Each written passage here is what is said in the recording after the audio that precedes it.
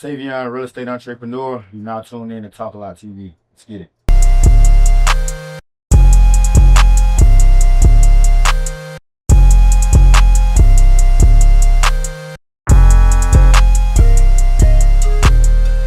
Hey guys, man, today I got a very special guy. I got Savion.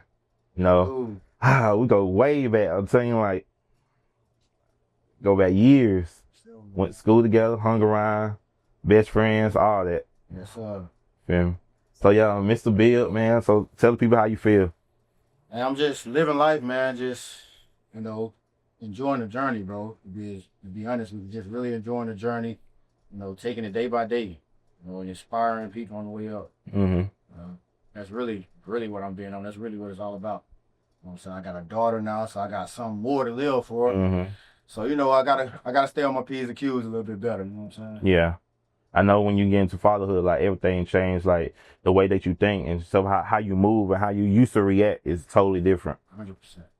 100%. It's like having a daughter, especially a baby girl. Like, I was just thinking about this the other day to be exact. Like, having a baby girl, it's like, man, you got, like, that's your princess. So it's like you gotta get your hands dirty early. Mm-hmm. So, like, that's all I've been doing is trying to get my hands dirty early. So it's like when she get to my age, I don't want her to even attempt to even think about the type of struggles that I would do. Mm-hmm. So that's kind of what I've been on, man, is just creating generational wealth for my baby girl, really. Mm-hmm. You know what I'm saying? I plan on having a boy soon. So, yeah, that's kind of how I've been. And also, you married, right? 100%. How long you been married? So I've been married now 7 years. That's a long time, boy. 7 years and all that, man. Long time. Mm-hmm. Girl. So, yeah, talk about your upbringing. Like, tell the people, like, where you're from and how the environment is. So I'm from Macon, Georgia, south side of Macon, Georgia. For those that don't know, it's a pretty rough side of Macon, Georgia. On the outside looking in, but there's a lot of hope, and I truly believe it. So I've came up in a program, Street of Success, that kind of kept me on the straight and narrow. But really, a lot of people don't have what I had, or a lot of people don't know where to get the resources. A lot of people don't know when to talk up, to get the resources that I had. Mm-hmm. That kind of where I bridged the gap. I didn't grow up with money. I didn't grow up, with a father figure inside the home. My mom was a single mom, did the best she could. And that kind of really had to learn how to be a man, just maneuvering through life, making mistakes, learning lessons, and, looking at people that I wanted to be like, and also looking at people that I did not want to be like. Yeah. So that's kind of how I was able to shape myself and my future and kind of where I wanted to be. So, yeah, I know you talked about, living in a single parent home. And, growing up on the south side of Macon, you have a lot of distractions early on. But you also was heavily in the church. You played drums. 100%. Yeah. That's way back then. Yeah. Yeah. I always had a relationship with God, you know what I'm saying? And who are we without him? Like, we're nobody without him. And that's kind of what I want my people to know. Like, that's where the hope comes from. Knowing that you have someone to look at and say, okay, I'm not going through this for no reason. Like, it's a reason why I'm going through this. Like, my story is already written. I just got to go out and put it in work. Like, the faith is already there. Like, he's going to handle his part. He's shown it time and time again. So if I can just go out and do the work, the faith in the work, it's together, and the Bible even say that faith without work is dead. So you can have all the faith in the world you want, or you can sit around and I want to get myself out of this situation, or I'm going to get myself out of this situation, or I'm going to enroll in school, I'm going to do this. You can say that all day long, but if you don't go out there and actually put in work, it's dead. Yeah. So that's kind of like where I come. That's kind of how I bring my way about. I'm not going to start nothing if I'm not planning on finishing it. So yeah, that's kind of me, man. Yeah, but as a kid though, we are easily influenced. So have you ever strayed away from your path due to your environment? 100%. Just growing up, I mean, that's kind of, I look at that as a double-sided question, to be honest, because is it straying away from your path if it's only what your environment has to offer? Because what if that's the path that you needed to go through to get you to the other side? So me, I wouldn't say I strayed away from my path because, like, I had a lot of gangs around me. I was never in a gang. I kind of always was my own person. A lot of people used to laugh at me for kind of being my own person. Yeah. And that kind of motivated me more. Like, okay, I have to I know who I want to be. Mm-hmm. Like, I'm gonna engage in a little thing because obviously, with kids, we having fun. There's a lot we going through as a child. Especially growing up how we grew up, like it was rough, like walking around with crackheads around all the time. Yeah. Like a liquor store and beer bars on every corner. Yeah. Making like trees growing up and grass growing up higher than the houses around here, abandoned house. Like it's just, drug addicts. Just being in that environment to kind of show you that there's no hope. Yeah. But once you kind of can step out of that environment, then you can see the hope, and then you can bring back the hope to the people that's in there. Yeah. So, and what kind of student you was in school? Middle school and elementary school, I was pretty good. High school, it was rough, but that kind of come back from the environment. You know what I'm saying? The environment you in. It's kind of hard to stay focused when you really got a lot going on at home. And like I said, my mom did the best she could, but that don't mean we still didn't have lights being cut off. That don't mean we didn't still have water being cut off. Like, I don't know if the camera is on him, but my best friend is here with me. Like, he gave me my first pair of Jordans, like ever. Like, I never had Jordans going to school. I always had Adidas. Mm-hmm. You know what I'm saying? Stuff like that. So going to school like that and being around kids that did have those type of things, they'll kind of try to make fun of me. So kind of in high school, with kids trying to make fun of me, what I did was I started hitting first. You know what I'm saying? I started going at them first. Yeah. Doing that, it kind of made me out to be the class clown. And being the class clown, the teacher don't want a class clown in the room. If you're not in the room, you're not able to do work. If you're not able to do work, your grade is going around. Yeah. So high school was a kind of struggle with me. I got kicked out of high school at the end of my 11th grade year. They tried to send me to alternative school to the Hutchins Career Center. But my dad, he and my mom fought for me to get back in school and let me finish my 12th grade year. But man, growing up in school was rough, man. Like for me, I wasn't a big school person. Mm-hmm. I'm not big on school. Yeah. But if I could remember, you were always, good. Like, because I got the information. Like I retained the information well, but I was going to school sometimes, just to be there. Like just to be somewhere with lights on. You know what I'm saying? Just to be somewhere with running water and food I can go get to the cafeteria. Like, yeah. And then half of the day you got to think, oh man, I got to go back home and help mama out. You know what I'm saying? So that's, when I speak on school in that sense, it put a lot of pressure. It forced me to grow up at a very young age. Mm-hmm. And you brought up Streets of Success, right? Mm-hmm. So, and what kind of program that? A program for Street Success, man. Where do I start? Like, it's a program for everyone. You got the kids, you got the adults, you got the clothing closet. It's just a ministry, man, of just giving back. Whatever you need, Street Success is going to find a way to get it for you. Mm. But again, it goes back to what I said earlier. You can have the faith. You can ask Street Success all you want. Like, I want to do this, I want to do that. They're going to help you do it, but if you don't put in the work, it's dead. Mm-hmm. So that's kind of how I looked at Street Success, and they started with a basketball. Just Mr. Ray was riding down the street, seeing me and Doug outside playing basketball, and he was like, how many guys around here that play basketball? And I said, just drive up the street. Drive up the street, it's 50, 65 men just on the street playing ball. And from there, he's like, okay, well, I know what they enjoy is basketball. And that's kind of how the doors open up Street Success, and they turn into a tutoring program to help with our grades, and turn into going out of town on trips during the summer, Wild Adventure, Six Flags, went to Montezuma, Overthrow to look at farming. Mm-hmm. And a lot of, like, I remember a lot of those things, because like, looking at those farmers, it's like, man, that's kind of how I want to live. Have my own animals, you know what I'm saying? Have my own food, have my own crop, have my own land. You know what I'm saying? I feel like that's where the money, that's where the real wealth is. Mm-hmm. So like growing up and seeing all those things at a young age, like I said, we see this, but being able to get taken out of that environment and see other things, I feel like that's kind of what helps. Like it helped me, sure. Yeah, open your mind to get you out your environment and you can see broader things. 100%. Yeah. So did you ever try college? Didn't try college. Well, I tried in the military online college, but actually going to college, nah. I'm not a big school person. Yeah. I feel like school is there to help, but me, I'm not a big school person. Like I'm an entrepreneur, and I done learned a lot of things without going to school. It's like you can pay someone to teach you to do the job that you want to do. And the job that I'm in real estate wholesaling, it's like I don't need a degree to do it. Mm-hmm. So I never really thought about going back to school. Yeah.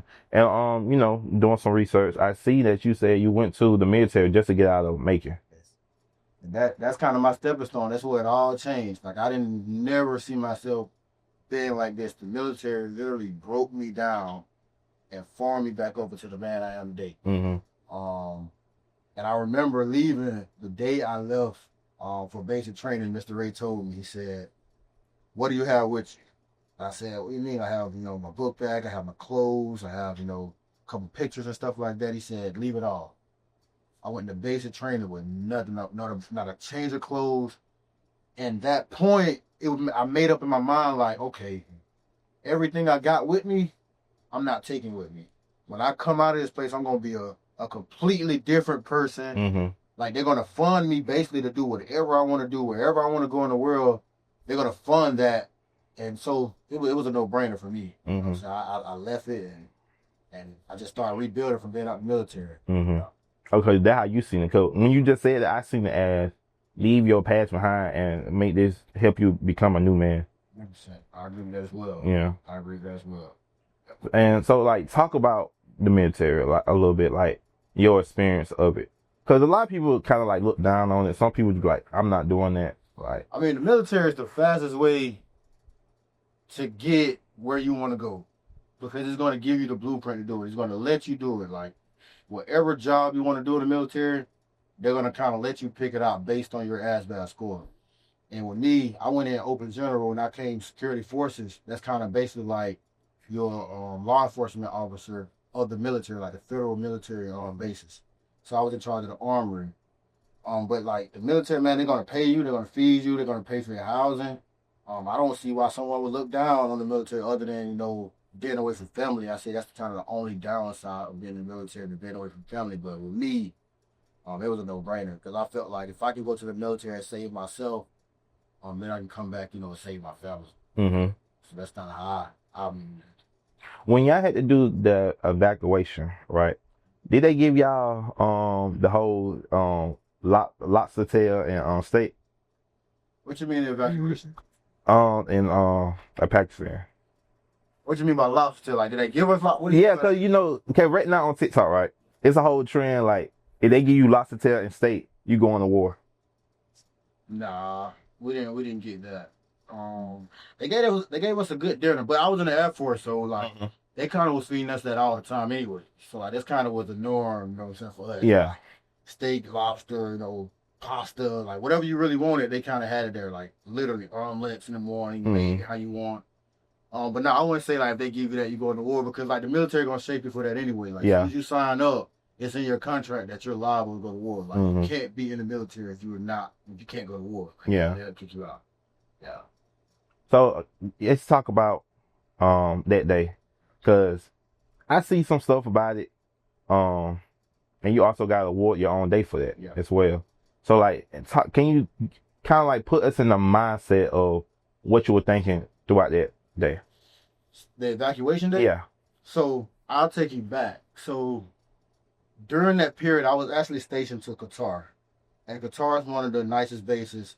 Well, they're going through some problems right now, with Iran. But the Qatar is like one of the nicest bases everyone want to go to, because like the commanders over there, it's not a really big threat. It's like kind of the hub for everything. Like the threats are on the outside of the base. Mm-hmm. So like you're able to get like 3 drinks a day, and you're just chilling. You do your job. You secure the base, the facility, you secure the perimeter, and then you go to the gym. You go home. You do all over again. So the hardest part for the first 2.5, 3 months was just being away from family, not being able to talk to my wife. Yeah, that was the hardest part.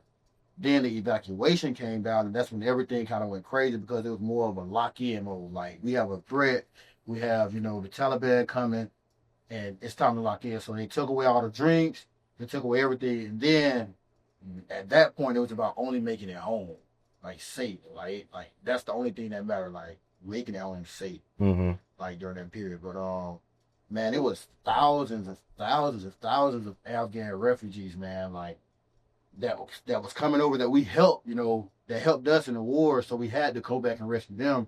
So during, like, man, those people, bro, poor. Like when you think poor, think about someone being poor, not having as much as you have, and still being grateful. Like, it's kids without clothing, like literally in their boxers flying over here and smiling. You give them a soccer ball, they're smiling. It's parents smiling. Like, it's women giving labor, and you know, with that culture, you can't touch the women. Like, only the women are allowed to touch the women unless you're married. So it's women that was giving birth. We was a 6-man team with just men. You wasn't even able to touch the woman giving birth. So she's like having to suffer right there giving birth. You have people coming over that's cut, bruised. Man, it was rough. Hungry. And then their culture is a little bit different than ours. Ours, if we're hungry and our kids are hungry, we want to make sure our kids eat first. Yeah. Their culture, if you and your kids hungry, they want to make sure the man eat first. So we'll bring them food. We only had so much of a supply, and the men was eating up because they were so hungry. And that's their culture. And if you say something, you basically saying something, telling them to do something against their culture. Yeah. So it was rough, man. Even just watching that, just watching the kids be hungry and bones, and you can't give this kid more food because you got hundreds of other kids around here that need more food, and all the parents are gonna do just take that as well. Yeah. So it was very hard to watch. Like, it was that time was very hard. So how did it shape your mentality?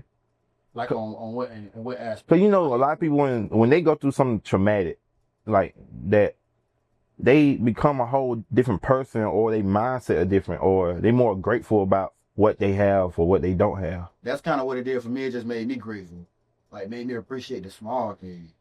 And a lot of times, that's what we forget to do. It's like when you're going through or you're struggling, like, you don't even have to be struggling. Life can be going good. It's like you don't even appreciate the small things. You'll get so caught up with waking up every day, but not even knowing somebody didn't even wake up today. Like, that's a small win right there, just being able to wake up. But you'll have someone that lost a job, and like, say they wake up with their lights cut off the next day. The first thing they do, like, oh man, my lights cut off, it's hot in here. But the biggest blessing is being able to wake up and fix the situation that you're in. That's the blessing. So that's kind of how I am. That kind of what shaped me as well with the military. It's like, I don't like to talk about the problem. I'm more talking about the solution. I'm like that with my homeboys too. Like, a lot of my boys, they'll call me with problems, and I'll never be the one to tell them, like, this is the problem you have. Like, let's talk about how we're gonna fix this solution. Like, let's talk about what you need to do. Like, let's talk about you. Let's talk about what you can do in this situation. We can only control what we can control. So that's kind of how the military, like, shaped me. I can only control what I can control. Yeah. So that's kind of like what I got from, you know, being in the military. And, you know, your day, right? What was the process of getting your own day? Nah, honestly, I don't know. To be real, I don't know, man. I had one of my mentors reach out to the mayor. They had conversations, and I was overseas, like, you know, deployed at the time. When I came back, I sat down to talk to the mayor. And the reason I got the key is just by supporting local groups around here and inspiring the youth. That's all I'm about, is inspiring the youth. And kind of how I use the key. A lot of people ask me, like, Savion, what does the key do for you? Like, a lot of people joke, like, Savion, what the key do for you? Like, what doors can you go? You can't go downtown and open any doors. Physically, no. But I got the mayor where I can text him, I'm getting a response back. I'm that bridge in between the community and the government. And that's how I feel like where I come in at. You know what I'm saying? Like, a lot of my people can't just go down and talk to the mayor right now and let them know what they're going through, because they don't even know where to start. They don't even know how to explain it. It's like, so with me being able to go through, you know what I'm saying, what they went through and turn my situation around to where I am now, the mayor kind of can look at me because I'm someone that they can relate to. Yeah. And they kind of look at me because I'm someone they can relate to. So that's kind of like why I got the key, because I'm able to bridge that gap between, you know, the community and, you know, the government. But do you feel like you deserve it, or someone else should receive something like that? 100% I feel like I deserve it, because I put in a lot of work. I put in a lot of work in the community. I've been a part of Street to Success now going on 15, 16 years plus. I never missed a year. You know what I'm saying? Other nonprofits that I'm a part of, just building up the youth, inspiring the youth, even people that's not even youth, adults. Like, you know what I'm saying? Like, you were just talking to one of my best friends that was in here. He was telling you about business, just giving business skills, just showing them a way out. It's like, man, it's different when somebody can see where you come from and just be like, man, he come from the same place I come from. So if he can do it, I know I can do it. Yeah. So that's kind of like, I feel like, yeah, I'm deserving of it because I'm one of the ones, if you really want to be honest, like I'm one of the ones, like I'm one of the ones, like all my homeboys feel comfortable talking to me and know for a fact this conversation is never going to leave here and he's not going to judge me. Yeah. So like, yeah, I feel like I'm deserved, sure. And you talked about your giving back to the youth, right? You know how making it is. Like we just don't know how to help one another, stay out of trouble. Yeah. Making it just full of crime and stuff like that. So how do you be feeling when you know that you putting in work to help them and they still going down the same path? Honestly, I feel like that's what keep me going, honestly, because I feel like every time I feel like I accomplish something, like the key to the city, for instance. Okay, you got to the key to the city, but then say, for instance, a bad crime or a murder just happened or something like that. Now it's like, okay, how are you going to respond? Are you just going to sit right here and let the city keep going down the drain, or are you going to kind of be that, that motivational piece, let them know like, okay, it's something bigger than what we're doing right now. It's something bigger than what we even fighting for right now. Mm-hmm. And also, like, it's about supporting other people, like supporting one another. It's like just even knowing I'm gonna be in the city and just seeing you with your platform, just saying like, man, you got a dope platform. Like, let me get on that platform and let's figure out how we can help and make it a win-win for each other. It's just stuff like that.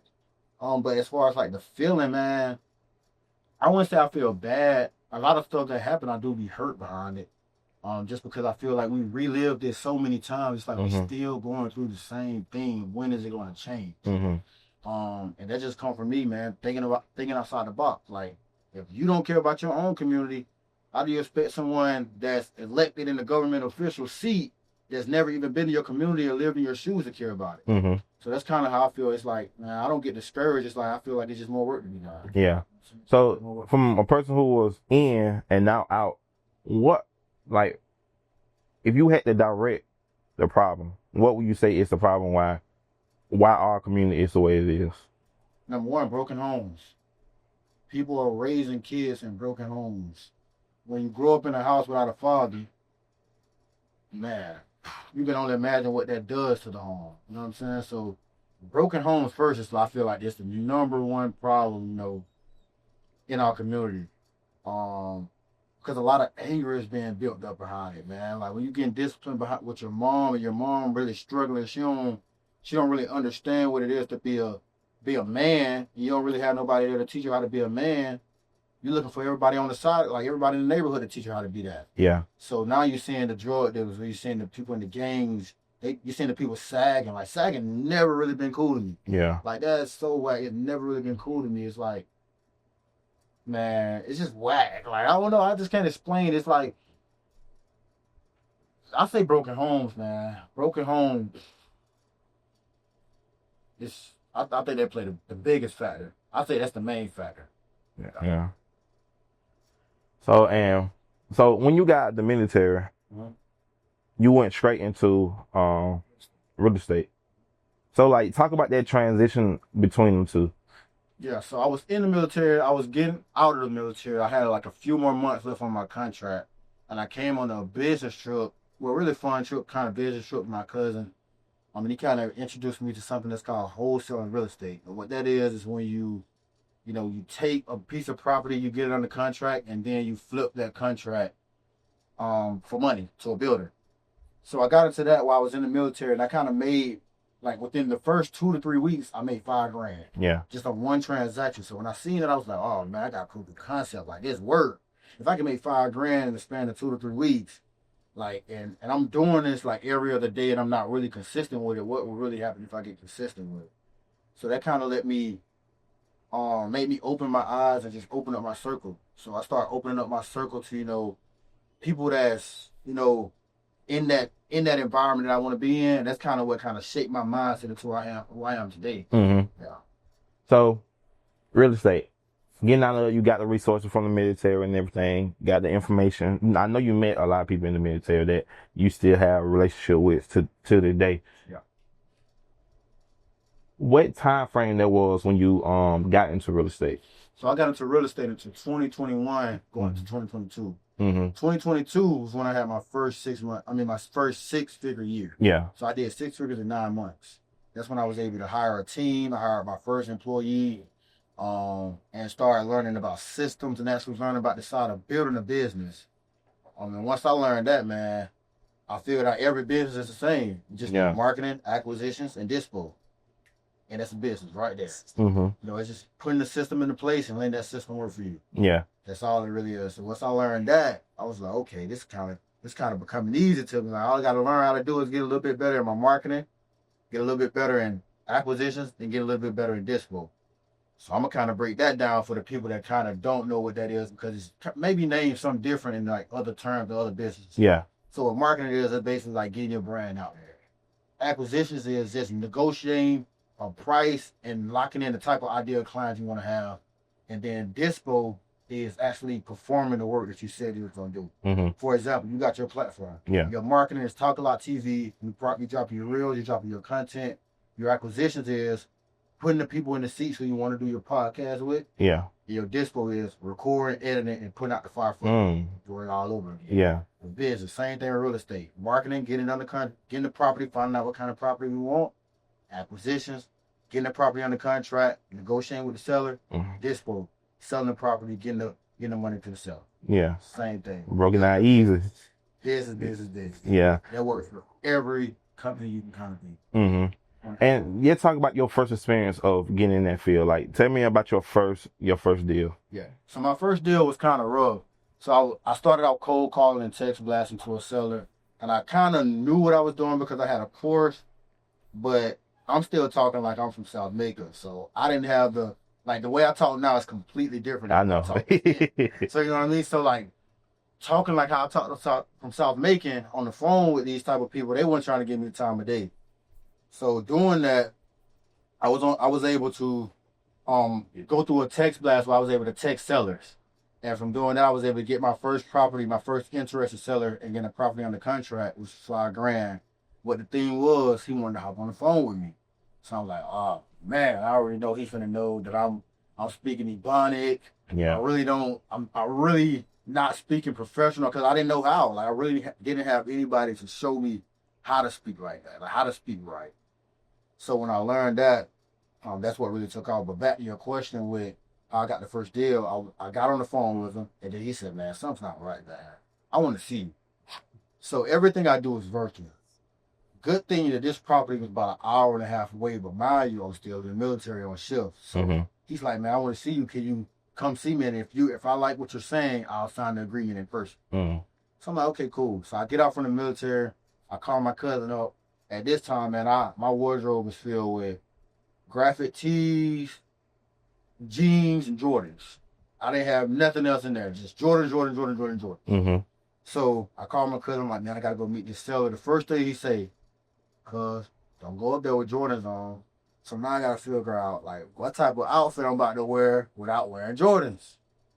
So the first thing I could think of, like, man, I'm about to put my military uniform on. So I put my military uniform on, met him. When I pulled up, he had a placard around his license plate that said U.S. Army vet. So when I seen the U.S. Army vet, I was already in my military uniform. We clicked immediately. And I was able to get that property in the contract. I had proof of concept. And then I was like, okay, this actually works. And from then, I started investing into myself, investing into mentors, investing into speaking coaches. And from there, that's when I really started seeing a turn on my business. Yeah. Around that time, was it popular? Not popular. I would say around that time there was COVID going around, right? Yeah. And TikTok give everybody information. So around that time, a lot of people were on TikTok talking about the same thing that you're talking about right now.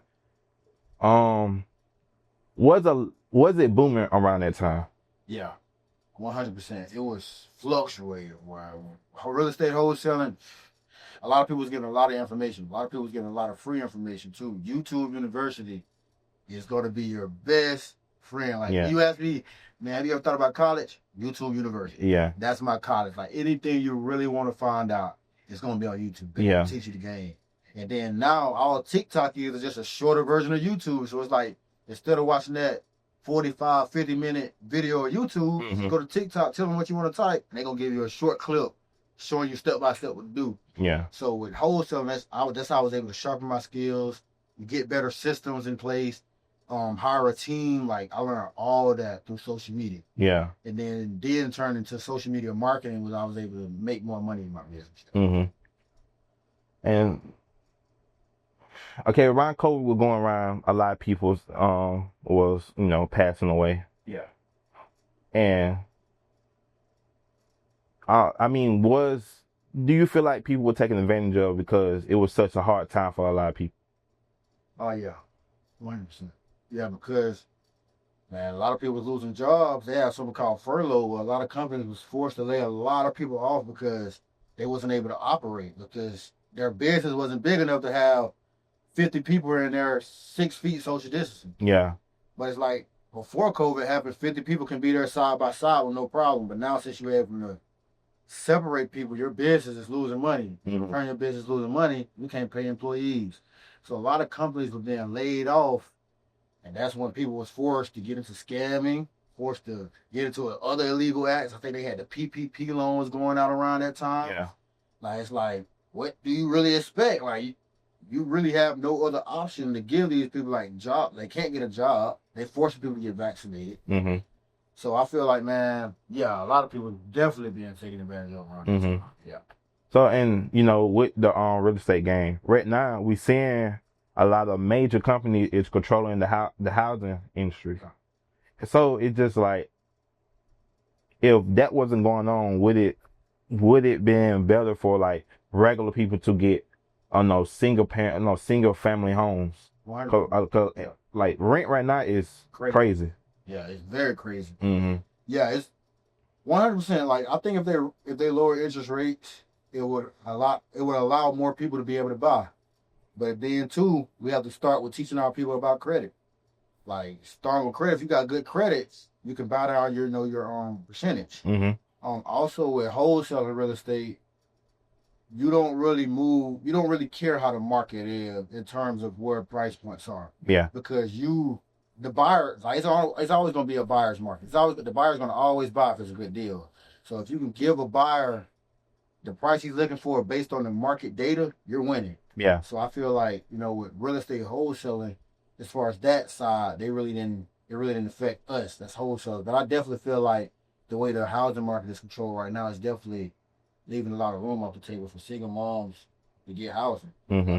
So, with you knowing that the market is kind of like going corporate, and are you an independent or you work with a major company? So I'm independent. I'm independent. I work alongside major companies, but I'm independent. So how did that affect you as a independent? It really don't, because like I said, the big buyers are going to buy regardless of where the market at, because they still have to make money for their company. So say for instance, a house used to be like sold at $270 last year, but if now houses are selling for $350, the cost of the build has went up, but also the back end cost went up as well. So the builder's going to still keep building houses because they still have to, make their money as well. So it really don't affect me as a sense like a lot of builders do slow down buying because they don't know what's going to happen with the market. They don't want to buy something for $350 and the market crash. Now they're stuck with thousands of dollars of real estate. So in that sense, it slowed down. But when you got systems and the right team, that really kind of don't affect you. They kind of really you got to bring value to the table. So I bring a lot of value to the table. So that kind of they love working with me. And I see on your social media that you spread information, and you also trying to give programs to help people get educated about real estate. Yeah, so I'm actually opening a coaching program to where if you get into wholesaling, you're able to get a few deals. I'm going to show you how to turn your wholesaling grind into a business. So I'm going to train you up. I'm going to show you how to hire a team. I'm going to show you how to build a system. I'm going to show you how to track your numbers such as KPIs and data. Like everything from A to Z mindset about waking up. Like me personally, I wake up at 4 a.m. every morning. Like no matter the day, I'm going to be up at 4 a.m., get my meditation out the way, my reading, hit the gym, and get everything I kind of need to get taken out the way for my daughter wakes up. Yeah. And that's kind of like how I am. But like it's a mindset thing, man. It's a mindset thing when it comes to entrepreneurship. But yeah, like I offer coaching where I'm going to teach you how to, do everything A to Z. Yeah. Hey, so how do people join this program that you? So you can find me on Instagram. You can look my name up on Google. And just DM me. You can hit my team up. I got assistants. They'll get back with you if you DM me on Instagram. And yeah, man, you can click the link in my bio. My Instagram is Savion1206. Savion 1206. Click the link in my bio. You find me on Facebook, Savion Wright. Yeah, man, I'm always here to help. Yeah. So what do you have planned or what you got next that people should tune in and watch out for? So I'm trying to get into content creation so I can give more game back to my people so they can get into this without spending a lot of money, out of pocket costs. Also, I'm trying to get into developing to where I'm like, instead of, because right now I'm just dealing with land. And what I do, I get the land and then I sell it to the builder that actually built from the land. Yeah. So now I'm getting into developing where I go get the land and I'm putting a team in place and they're building for me. And then now I'm selling the whole community to a developer that's going to, then go sell the houses and build. So that's kind of my next venture, bro. So give a what message that you want to give to the people that watching, probably the youth, probably someone who want to get in your field or someone who want to join the military. Yeah.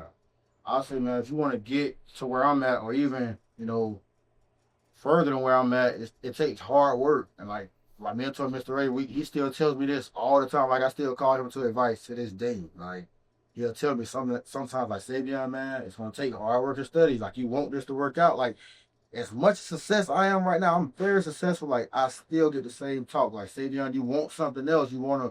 I've been trying to get an event plan all last year for my data. I got a key to the city, Savion Wright day. It didn't go as planned. And he told me, well, it didn't go as planned. We'll shoot for next year, but it's going to take hard work and study. So even this point in my life, I still got a lot to learn. I still got to continue to work hard. I still got to, and a lot of things I do, I don't even get money for doing it. Yeah. You know what I'm saying? I'm just giving my time away. So that's why I value my time so much, because that's what I feel like I can give away and I can add the most value to. Because I know if I'm in the presence of you, I'm going to be able to add value to you in some kind of way. Yeah. So yeah, man, sure. If you don't mind, drop your social medias one more time. Yeah. So it's Savion1206 on Instagram, Savion 1206, and on Facebook, Savion Wright. All right. So man, that's in. I appreciate you for give me your time to sit down, have this this talk. You educate a lot of people, gave your background. I just feel like I kind of learned some stuff, doing this interview. Yeah, I love dropping the gems, man. Like I say, man, if you even got any questions, what I'm saying, about content creation, even though I don't know a lot about it right now, I kind of point you in the direction of somebody that's been doing it, for years. And that's what I believe. But sometimes it's not about what you know, it's about who you know. And if you can know the right person that can put you in the right seat, they'll teach you what you need to know because they value you so much. So that's kind of how I was with my cousin. Like I didn't really bring nothing to the table at the time. Like, but he's seen so much potential in me. He's like, okay, this is my little cousin. And I feel like I know what he's going to be able to do. And now we're able to double his income just by bringing me along. You know what I'm saying? So it's all about looking at the big picture and just seeing the bigger picture of things. Like, okay, if I look at the big picture of things, stop looking so small, how would life look 10 years down the line? I got a famous line. If it doesn't matter 5 years from now, don't spend 5 minutes thinking about it. Yeah. So if I'm doing something, if I don't think it's going to affect me in 5 years or have some type of good things going on in 5 years, I'm not even going to spend 5 minutes, give me my time to do it. Yeah. So yeah, that's time. So man, I appreciate you for coming through. And with that, man, like, comment, and subscribe. And with that, man, we out. Sure.